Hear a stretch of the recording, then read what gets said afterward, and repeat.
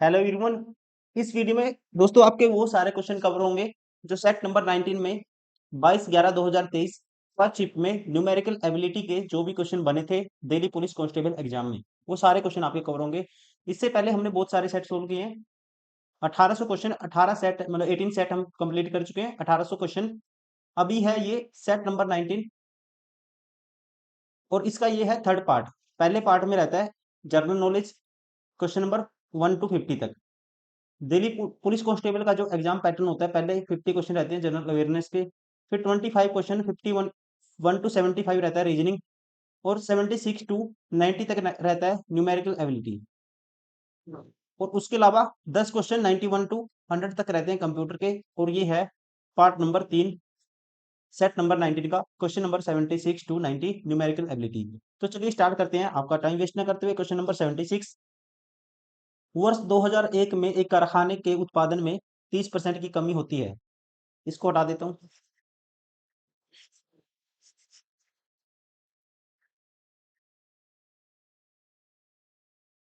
अब देखिए एक सेकंड, कहता है 2001 में कारखाने के उत्पादन में 30% की कमी होती है, लेकिन 2002 में उत्पादन में 25% की वृद्धि होती है। पहले 30% का डिक्रीज हुआ और फिर इंक्रीज हुआ 25% का। इन दोनों वर्षों में उत्पादन में हुआ परिणाम परिवर्तन क्या है? परसेंटेज में बताना है टोटल कितना इंक्रीज या डिक्रीज हुआ। देखो यहाँ पे डिक्रीज हुआ था 30% का, फिर इंक्रीज हुआ। जब भी आपको दो रेट पता हो, जैसे कि x% का इंक्रीज होता है और y% का डिक्रीज होता है, तो आपको हमेशा क्या करना है, x माइनस y%। फिर आता है देखो प्लस माइनस माइनस होगा, x इंटू वाई करना है, डिवाइड बाई 100 साथ में परसेंटेज। ओवरऑल इतने का डिक्रीज होगा या इंक्रीज होगा, जो वैल्यू ज्यादा होगी वही होगा। अब देखो 30% का डिक्रीज हुआ तो -30 लिखेंगे, फिर इंक्रीज हुआ 25% का तो +25%, माइनस प्लस माइनस आएगा। 30 × 25, 25×3 = 75/100, 7.5% का क्या होगा, डिक्रीज होगा। डिक्रीज कितने का हुआ? 30 प्लस 7.5 करोगे 37.5% का डिक्रीज हुआ। और इंक्रीज कितना हुआ, प्लस कितना है 25%। तो ओवरऑल यहाँ से क्या आएगा, देखो 5 और 7 12, तो ओवरऑल क्या हुआ, डिक्रीज होगा, क्योंकि ये बड़ा है माइनस में। 12.5% की क्या आएगी, ओवरऑल कमी आएगी। इफेक्टिव रेट क्या आएगी, 12.5% डिक्रीज। राइट आंसर होगा ऑप्शन सेकंड, 12.5% की कमी। Option second is correct.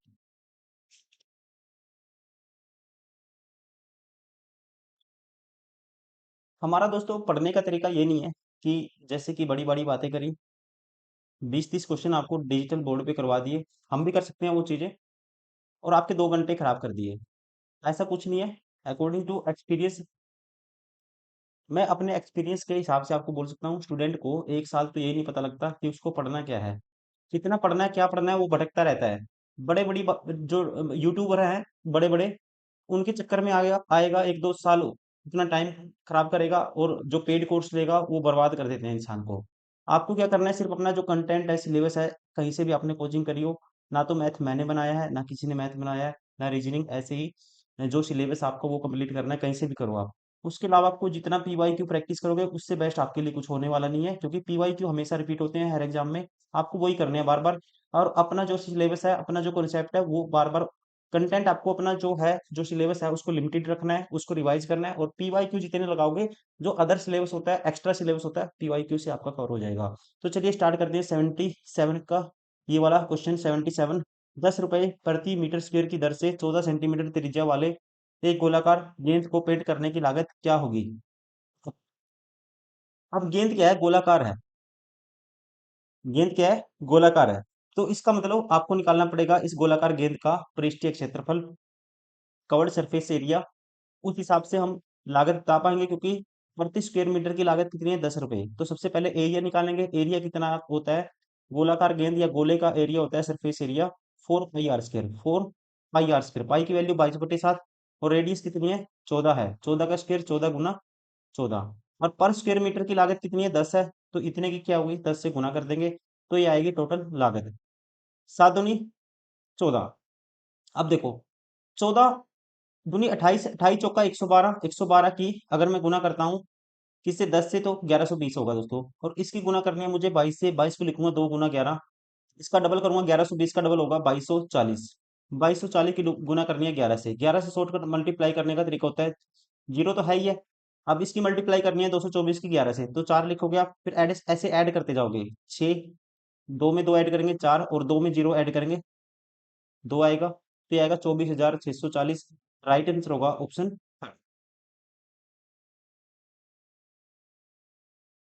Question number 78। किसी राशि को 3 वर्ष के लिए एक निश्चित दर पर साधारण ब्याज पर निवेश किया गया।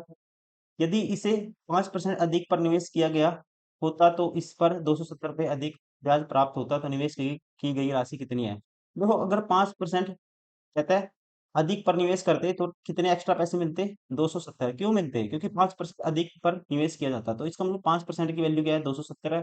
तो आपको बताना है 100% की। अब 5% निवेश किया है कितने? 3 वर्ष के लिए, तो यहाँ पे टोटल इंटरेस्ट कितना हो जाता है? 15%। तो 15% की वजह से कितना एक्स्ट्रा मिलता दोस्तों? 270 एक्स्ट्रा मिलता, क्योंकि टाइम कितना था? 3 वर्ष। 15% की वैल्यू 270, तो 1% की वैल्यू बटे 15। प्रिंसिपल अपने आप में होता है 100%, तो 100% की वैल्यू आपको निकालनी है, तो 100 से मल्टीप्लाई कर देंगे। इसको काटते हैं। तीन पंजे 15, तीन निम 27, 90/5 होगा कितना? 18 पंजे 90 होता है, 18 के आगे 2 जीरो, तो राशि कितनी होगी दोस्तों? 1800। Option third. Question number 79। एक स्कूल में लड़कों और लड़कियों की संख्या का अनुपात 6:5 है। बॉयज और गर्ल का जो रेशियो है ये है 6:5। यदि 25% लड़के और 36% लड़कियां छात्रवृत्ति धारक हैं, तो छात्रवृत्ति न पाने वाले विद्यार्थियों का कुल प्रतिशत ज्ञात कीजिए। देखो, 25% लड़कियों को छात्रवृत्ति मिलती है, टोटल 6 हैं। तो आप ऐसा करो, इसको आसान बनाने के लिए 600 मान सकते हैं, क्योंकि रेशियो है। 600 का 36% को दोस्तों क्या मिलती है? लड़कों को छात्रवृत्ति मिलती है, तो ना मिलने वाले कितने हो गए? इसका 75%, मतलब 3/4। अब 36% लड़कियां को छात्रवृत्ति मिलती है, ना मिलने वाले कितनी होगी? तो आप 36 माइनस करोगे, 500 का 64%, मतलब 64/100।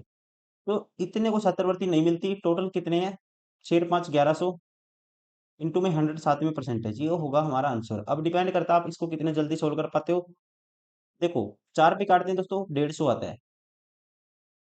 4 से 2 इसका आधा करेंगे, 300 का आधा 150, 150 3 15 3 45, 450, प्लस 2 जीरो से 2 जीरो कैंसिल। 64 गुना 5 करना है। देखो, 64 गुना 5 आपको कैसे करना होता है? 10/2 लिख सकते हैं 5 को, इसको आधा करेंगे 32 गुना 10, 320 आएगा। अब 4 3 7, 700, 5 और 2 7, 70, तो सीधा 770 आ गया। 770 को छात्रवृत्ति नहीं मिलती, टोटल है 1100, इंटू में 100 है, 7वीं परसेंटेज है, तो ये आएगा परसेंटेज में 2 जीरो से 2 जीरो कैंसिल, 11 7 70। 70% को क्या नहीं मिलती? छात्रवृत्ति नहीं मिलती। राइट आंसर होगा ऑप्शन थर्ड। Question number 80। वह छोटी से छोटी संख्या कौन सी है जिसे 15 30 45 से विभाजित करने पर प्रत्येक स्थिति में 8 से शेषफल बचता है? देखो, आपको 15 30 और 45 से भाग करने पर उस संख्या से, मतलब कि 15 से भाग करें उस संख्या को, या 30 से भाग करो, या 45 से, प्रत्येक कंडीशन में क्या बचना चाहिए? 8 रिमाइंडर बचना चाहिए। तो सीधे ऑप्शन उठाएंगे। संख्या पूछिए छोटे से छोटी, तो सबसे पहले सबसे छोटा ऑप्शन उठाएंगे आप।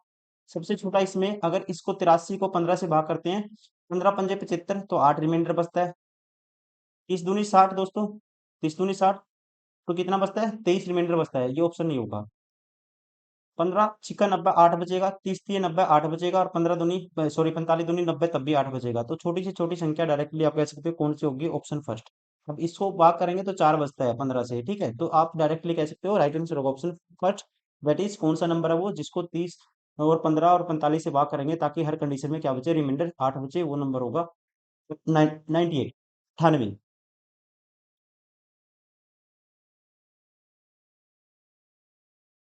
Question number 81। दो शहरों में ए और बी, दो शहर हैं, जैसे कि उनके बीच की दूरी 480 है। मान लो ये ए शहर है, ये है जी बी शहर। दूरी है इनकी बीच की 480 है, ये डिस्टेंस, ठीक है जी, डिस्टेंस है 480। ए अपनी मूल चाल की 3/5 चाल से चलना शुरू करती है, और निर्धारित समय से 80 मिनट देर से बी पर पहुंचती है, तो कार की वास्तविक चाल ज्ञात कीजिए।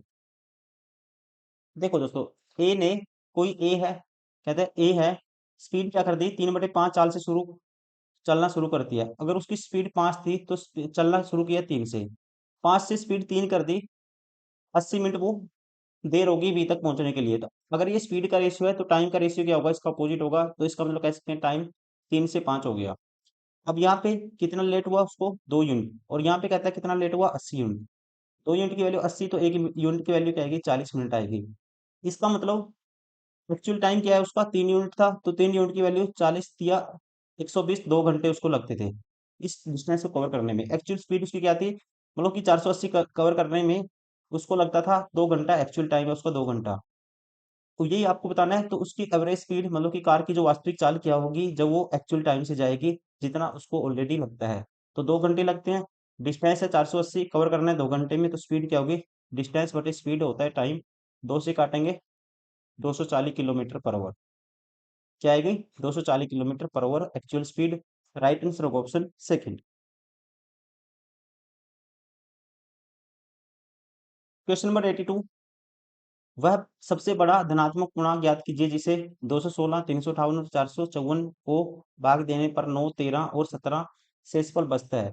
ऑप्शन उठाओ, आपको बताना है सबसे बड़ा नंबर इनमें से दोस्तों कौन सा है, 29। 29 को 216 से 29 को भाग कर देंगे तो ये आएगा 29 को अगर हम मल्टीप्लाई करते हैं 6 से, 29 का 174 होता है, 29 174 203 होता है, 203 होगा 29 सत्ता। तो इसमें से माइनस करेंगे तो यहाँ पे दोस्तों रिमाइंडर कितना बचना चाहिए था, 29 से भाग किया मैंने इसको, तो रिमाइंडर 9 बचना चाहिए था। ठीक है, लेकिन बचता कितना है, 13 बचता है। 216 में से माइनस करोगे तो 13 बचता है। तो इसका मतलब ये ऑप्शन नहीं होगा। कौन सा ऑप्शन नहीं होगा, 29 नहीं होगा। अब 23 से भाग करता हूँ, 23 निमा 207 होता है, 207 माइनस करूंगा, 23 निमा 207 तो 16 बचता है। सॉरी, 207 माइनस करूंगा 216 में से 9 बचता है। 23 से भाग करूंगा इसको, तो 23 एकम 23 बचेगा कितना दोस्तों, आप कहेंगे 12 बचेगा, 128। 23 पंजा 115 होता है, 115 माइनस करूंगा 13 बचता है। 23 से इसको भाग करता हूँ तो 13 भी बचता है, अपने आप में ये भी ठीक है। 23 से इसको भाग करता हूँ, 23 दूनी 46 होता है, मतलब 22 बचेगा। और 22 क्या, ये 4 उतारूंगा, 23 निम्न 207 होता है, इसमें से 207 माइनस करूंगा तो ये आएगा मतलब कि 24 माइनस 7 करेंगे 17 आएगा। 23 से भाग करता हूँ जब 216 को तो 9 बचता है। 23 से भाग करता हूँ 358 को 13 बचता है। 23 से भाग करता हूँ 454 को तो 17 बचता है, अपने आप में सेटिस्फाई हो गया। राइट आंसर होगा ऑप्शन थर्ड। क्वेश्चन नंबर 84, इसमें एक एरर है हिंदी में। ये रेशियो यहाँ पे 3 4 है और यहाँ पे 3 5, तो ये दोस्तों एक्चुअल रेशियो है, अकॉर्डिंग टू इंग्लिश सही है, 3 4 है। और बाकी ये रेशियो 2 3 है, ये अपने आप में ठीक है। देखो कहते हैं राम और गंगा की जो इनकम आय का अनुपात है, इनकम का 3:4 है, राम और गंगा। और जो इनके खर्चे का अनुपात है एक्सपेंडिचर का, 2:3 है। और प्रत्येक कितना बचाता है, 2000 रुपये बचाता है। देखो यहाँ पे कितना बचाता है दोस्तों, ये 1 यूनिट बचाता है राम, और ये भी 1 यूनिट बचाता है। कौन, गंगा भी 1 यूनिट बचाती है। प्रत्येक 1 यूनिट बचाता है, तो 1 यूनिट की वैल्यू कहता है कितनी है, 2000, 2 रुपये, 2000 रुपये बचाता है प्रत्येक, तो 1 यूनिट की वैल्यू 2000 है। तो इसकी इनकम क्या होगी, ये कह सकते हैं संयुक्त, कहता है संयुक्त कुल आय और संयुक्त व्यय का अनुपात। संयुक्त आय होगी 4 3 7 यूनिट, और संयुक्त जो खर्चा होगा ये होगा 3 और 2 5 यूनिट। तो यहाँ पे 1 यूनिट की वैल्यू 2000, 7 यूनिट की वैल्यू 14,000। 14,000 संयुक्त आय, टोटल आय, और कुल खर्चे का अनुपात आपको बताना है। संयुक्त कुल व्यय कितना होगा, 5 दूनी 10,000 होगा। इनका रेशियो आपको बताना है। 0 से 0 कैंसिल, 3 0 से 3 0 कैंसिल, 14:1 आएगा। सॉरी, 14 अनुपात, ये 5 दूनी 10, 10,000 आएगा, ये 1 0, मतलब 14:10 आएगा। आगे कैंसिल आउट करेंगे, 7:5 आएगा। राइट आंसर होगा ऑप्शन फर्स्ट, 7:5। क्वेश्चन नंबर 85, ए और बी अलग किसी कार्य को क्रमशः 15 दिन और 20 दिन में पूरा कर सकते हैं। बी 1 अक्टूबर को कार्य आरंभ करता है और वे एकांतर दिनों में कार्य करते हैं, तो कार्य डैश को पूरा हो जाएगा। आपको इतना कार्य कब पूरा हो जाएगा। देखो, ए कर सकता है 15 दिन में, बी कर सकता है 20 दिन में। ये ए है, ये बी है। एकांतर अल्टरनेट डेज पे काम करवाना है, टोटल एलसीएम होगा इन दोनों का 60 होगा। तो ये एक दिन में 15 चौके 60 करेगा, ये 20 60 करेगा, 60 काम कराना है। तो दोस्तों स्टार्टिंग कौन करता है, बी 1 अक्टूबर से कार्य को आरंभ करता है। तो पहले बी आएगा, 3 काम कर देगा पहले दिन। दूसरे दिन आएगा फिर ए 4 काम कर देगा। टोटल 2 दिन में, आप कहेंगे 2 दिन में काम कितना हो गया, आप कहेंगे 7 काम 2 दिन में हो गया। कितना हो गया, 7 काम हो गया। करवाना 60 है, तो 60 के आसपास पहुंचना है, तो 7 8 56 होते हैं, तो 8 से मल्टीप्लाई करेंगे। 8 दूनी 16 दिन में काम हो जाएगा 56। अब कौन आएगा दोस्तों, साइकिल कंप्लीट हो गया। अब फिर बी आएगा, तो 17वें दिन बी कितना काम करेगा, 3 काम करेगा, तो काम 59 हो जाएगा। 59 काम हो जाएगा कितने दिन में, एक दिन और ऐड कर दो 17 दिन में। अब की बार ए आएगा, भले ही काम करवाना है अभी एक, और ए करता है 4 दिन में, मतलब कि 4 काम करता है एक दिन में। तो आपको तो एक करवाना, मतलब एक दिन तो कैलकुलेट होगा ही होगा वो, क्योंकि आपको तो बताना है 1 अक्टूबर को काम समाप्त हुआ था, और किस दिन मतलब शुरू हुआ था, और कितने दिन, मतलब कितने दिन बाद, या किस अक्टूबर में किस तारीख को काम समाप्त होगा। तो एक दिन और लगेगा ही लगेगा, क्योंकि आपको एक काम और करवाना है, 1/4 दिन में, कह सकते हैं 1/4 डे में काम कर देगा, दिन के चौथे हिस्से में काम कर देगा कौन, ए। तो वो पूरा कैलकुलेट होगा। तो यहाँ पे ए आएगा, मतलब 18 दिन बाद काम कंप्लीट होगा। एक दिन, 1 अक्टूबर को स्टार्ट हुआ था काम, 18 दिन बाद, तो कितना टाइम हो जाएगा, 1 अक्टूबर को स्टार्ट हुआ था, 18 दिन इसमें ऐड करने हैं। बहुत सारे स्टूडेंट है, इसको क्या करोगे, 1 + 18 कर देंगे, कहेंगे 19 अक्टूबर को काम खत्म होगा। दोस्तों ये कहना गलत है, क्योंकि स्टार्ट हुआ था 1 अक्टूबर को, भी तो काम हुआ ना, 1 अक्टूबर में भी ऐड होगा, एक दिन तो अक्टूबर का हो गया, 1 अक्टूबर का फिर 17 दिन और ऐड हो जाएंगे, क्योंकि 1 अक्टूबर + 17 दिन, मतलब 18 अक्टूबर को काम खत्म होगा। राइट आंसर होगा ऑप्शन थर्ड।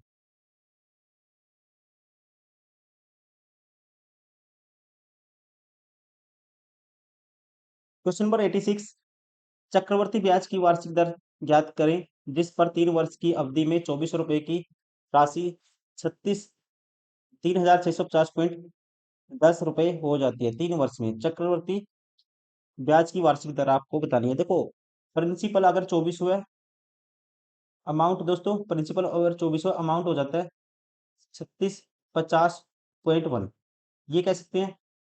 और आपको पता है, एक साल में जो राशि है, मान लो प्रिंसिपल ये है, तो रेट है R%, तो 1 + R/100 करते हो, या 100 + R/100 आप करते हो, उसकी पावर एक करते हो, एक वर्ष में, n वर्ष में इतनी हो जाएगी। लेकिन n की वैल्यू क्या है, 3 वर्ष, 3 वर्ष में ये राशि इतनी हो जाती है, और ये रेशियो किसके बराबर है, इसके बराबर है। तो यहाँ पे सीधा कह सकते हो आप, 3 वर्ष में राशि, मतलब कि रेट आपको बताने क्या है, ब्याज की वार्षिक दर ज्ञात कीजिए। तो आपको ब्याज की दर बतानी है, तो 100 + R, नीचे भेज दिया मैंने डायरेक्ट, डिवाइड बाई 100, इसकी पावर 3 है, एन की वैल्यू 3, दिस बराबर है दिस। इसको सोल्व करना है, तो यहाँ से आपकी किसकी रेट की वैल्यू आएगी, आर की वैल्यू आएगी। तो सबसे पहले इसका जो पॉइंट है ये हटाएंगे, 24,000 नीचे आएगा, एक जीरो और लग जाएगा, ये हो जाएगा 24,000, ये है 36,501। अब इसको कैंसिल आउट करो, इसको 3 की पावर में कन्वर्ट करो आप, 3 से कैंसिल आउट होता है, 3 एकम 3, 3 दूनी 6, 3 एकम 3, 3 छुकी 18, 3 सत्ता 21, ये आएगा 8,000। और ये किसके बराबर है, इसकी पावर क्यूब के बराबर है, 100 + R डिवाइड बाई बटे में 100 की पावर 3 के बराबर है 10। अब ये मुझे पता है 8,000 कितना, 20 का क्यूब होता है, 20 का क्यूब होगा दोस्तों 8,000। तो इसका मतलब ये किसी का जो नंबर क्यूब होगा वो 20 से ज्यादा होगा। अब लास्ट डिजिट 7 है, तो 20 से लास्ट डिजिट अगर एक होगा, एक का क्यूब करोगे तो 111, तो 1 ही आएगा लास्ट डिजिट, मतलब 21 नहीं होगा। अब 2 का क्यूब 22 है दोस्तों, लास्ट डिजिट मान लो, 22 को 3 बारी गुना करोगे, इसका क्यूब करोगे, तो कभी भी लास्ट डिजिट 8 आना चाहिए, तो ये भी ऑप्शन नहीं होगा। 23 का क्यूब करते हैं, 23 का स्क्वायर 529 होता है, और इसको 23 से फिर मल्टीप्लाई होती है 27, लास्ट डिजिट 7 आता है, ये 23 का क्यूब हो सकता है, तो मल्टीप्लाई करके देखते हैं 23 से। 23 निम्मा 207, 7 लिखेंगे, 20 कैरी, 23 दूनी 40 और 20 66 होगा, 6 कैरी, 23 पंजा 115 और 6 121। अपने आप में पता लग गया कि किसका क्यूब है, ये 23 का क्यूब है। तो इसको लिखा जा सकता है 23/20 की पावर 3। इससे ये कैंसिल, तो यहाँ से ये आएगा हमारे पास, इसको कैंसिल आउट कर देते हैं, एक सेकेंड। 100 + R, इसको लिख सकते हैं, तो 100/100 1 आएगा, प्लस R/100 बराबर आया 23/20 के बराबर। तो R/100, ये 1 माइनस होगा, तो 1 माइनस होगा इधर से, तो 20 माइनस करेंगे, 3/20 आएगा, 3/20 बराबर है किसके बराबर, R/100 के। 20 से काटेंगे 20 पंजे 100, 5×3 = 15, तो R की वैल्यू आएगी 15%। राइट आंसर होगा हमारा, कौन सा होगा, राइट आंसर होगा ऑप्शन 4, R की वैल्यू क्या आई, 15%। क्वेश्चन नंबर 87, इसको सोल्व करना है, देखो सबसे पहले ब्रैकेट टू ब्रैकेट आपको सोल्व करना होता है ऐसे क्वेश्चन को। मैं सोल्व करता हूँ इसको लास्ट में जो ब्रैकेट है। देखो ये दोस्तों माइनस में कितना होगा, 4 2 6, 6 पॉइंट, और ये 0.7 0.3, 1 बना देगा। 4 2 6 एक 7 होगा, और प्लस के 6.1, तो ये आएगा माइनस के 0.9। अब माइनस बार भी है तो ये प्लस हो जाएगा, प्लस हो जाएगा। अब प्लस के 4.3 में 0.9 जोड़ेंगे तो प्लस 0.7 जोड़ते हैं तो ये 5 हो जाएगा, 0.2, 5.2 में से माइनस कर रहे हैं 3.6, तो सीधा कहोगे आप कितना होगा, 5 में से 3.6 माइनस करना है, तो ये आएगा हमारे पास। देखो यहाँ से यहाँ तक पहुंचने के लिए आपको कितना ऐड करना पड़ेगा, देखो इसको 4 बना देंगे, कितना ऐड करना पड़ेगा, 0.4, तो ये हो गया। और 0.4 तो ये आएगा, फिर 4 1.2 ये आएगा, 1.2 प्लस 0.4 1.6 आएगा। तो प्लस का आया हमारे पास यहाँ से यहाँ तक 1.6, और ये 0.7 है, और बार माइनस है, माइनस 1.6 करना है। तो दोस्तों क्या आएगा, 0.9 आएगा माइनस का। तो 9/10 इसको लिखा जा सकता है माइनस के। राइट आंसर होगा ऑप्शन 4।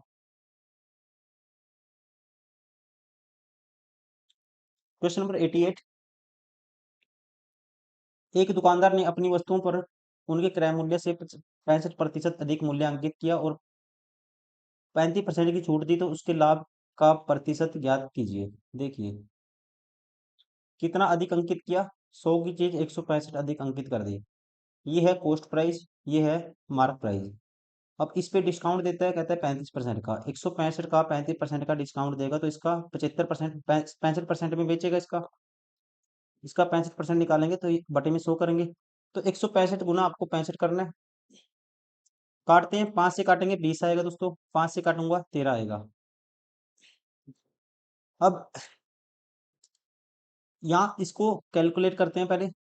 अब देखिए 13 गुना 65 करते हैं, 13 पंजे 65, 6 करी 13 6 78, और 6 चौरासी 8 करी 13 कम 13 8 21 आएगा। बटे में 20 है, तो बटे में 20 करना है, पहले इसका हाफ कर दो, बटे में 10 है, फिर इसका आधा करेंगे, 2 एकम 2, फिर ऊपर से एक उतारेंगे, 0 आएगा, 2 से 14, फिर तो दूनी 4.5, और बटे में इसके 10 फिर है, तो ये आएगा 107.25। 107.25 आया सेलिंग प्राइस। तो प्रॉफिट 100 के ऊपर 107.25 में बेचेगा, तो प्रॉफिट कितना होगा, 7.25 का। राइट आंसर होगा ऑप्शन फर्स्ट। Question number 89। एक शंक्वाकार टेंट जिसके आधार की त्रिज्या 6 मीटर तथा ऊंचाई 8 मीटर है। शंक्वाकार टेंट है कोई जिसके आधार की त्रिज्या दोस्तों क्या है, 6 मीटर है, ऊंचाई 8 मीटर है, को बनाने के लिए 6 मीटर चौड़े कितने मीटर कपड़े की आवश्यकता है। कपड़े की बर्बादी नहीं है, बर्बादी नहीं है, एग्जैक्ट आपको बताना है। तो सबसे पहले आप क्या निकालोगे, इसका निकालेंगे जो सरफेस एरिया है, उस हिसाब से तो बनाएंगे ना, स्क्वायर मीटर में। सरफेस एरिया क्या आएगा इसका, वक्र पृष्ठीय क्षेत्रफल, ये होता है πRL। तो स्लैंट हाइट की वैल्यू निकालनी पड़ेगी उसके लिए, तो एल होता है दोस्तों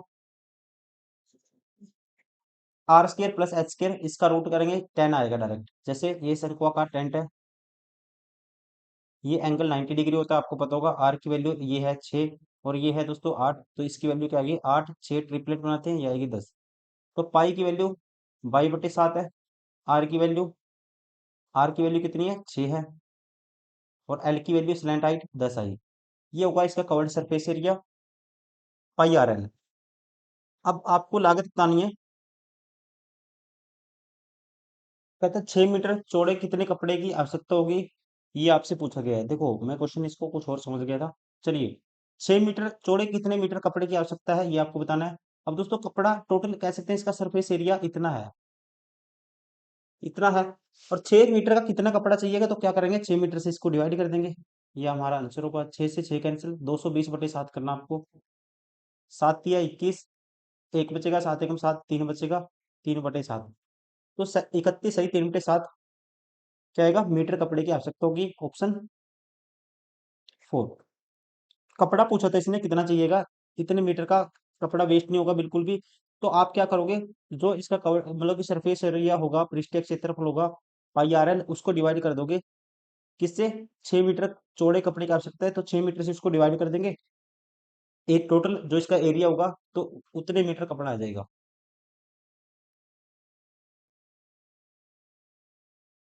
क्वेश्चन नंबर 90, दो संख्याओं का औसत 24 है, तीन संख्याओं अन्य संख्याओं का औसत 29 है, इन पांचों संख्याओं का औसत क्या हुआ? देखो, दो का डायरेक्ट भी कर सकते हो या आप सोर्ट से भी कर सकते हो। सोर्ट के चक्कर में नहीं पड़ोगे, डायरेक्ट करोगे। दो संख्याओं का सम 48 होगा, 29 30 87 होगा सम, टोटल होगी पांच संख्याएं।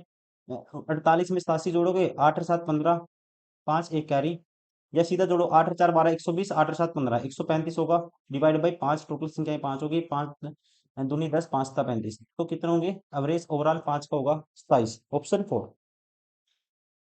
क्वेश्चन सोल्व करते टाइम जो अपने आप में सोचेगा शॉर्ट में कर ले, शॉर्ट में कर ले, शॉर्ट से पहले मैं इसको बेसिक से कर दूंगा, ठीक है? आपको भी इतना कॉन्फिडेंस आपके ऊपर होना चाहिए। कैलकुलेशन स्पीड या तो आपकी बिल्कुल फाड़ू हो, वरना आपको शॉर्ट मेथड भी आने चाहिए। लेकिन अभी छोटी छोटी कैलकुलेशन है ये। 24 गुना तो आपको पता आना चाहिए, टेबल 24 का। 24 दूनी 48 होता है, 29 गुना 3, तीन संख्याओं का औसत 29 है, सम आपको निकालना आना चाहिए, 29 30 87। दोस्तों 30 35 तक आपको टेबल याद होने चाहिए। बेसिक कैलकुलेशन अगर आपकी मजबूत है, आप जो शॉर्ट मेथड से जो बंदा दिमाग ज्यादा लगाएगा उससे पहले क्वेश्चन सोल्व कर दोगे। 29 30 87 प्लस 24 दूनी 48, मुझे पता है 135/5 करना है, तो डायरेक्ट पेन भी उठाने की आपकी जरूरत नहीं है। कितना आएगा? 27 आएगा, 27 पंजा 135 होता है, ऑप्शन 4।